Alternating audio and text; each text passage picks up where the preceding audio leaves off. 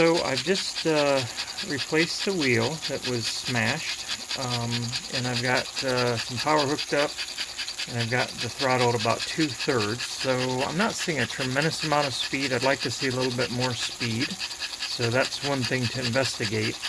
We've got some smoke, got good chuff.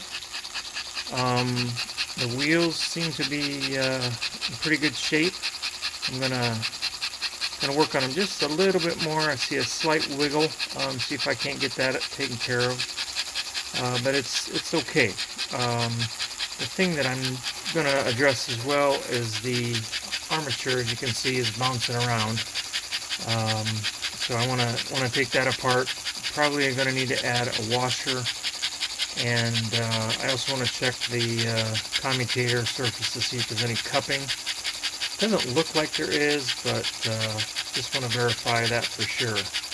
Of course, just do all the regular maintenance kinds of things that should be done on the motor periodically. So that's update number 2.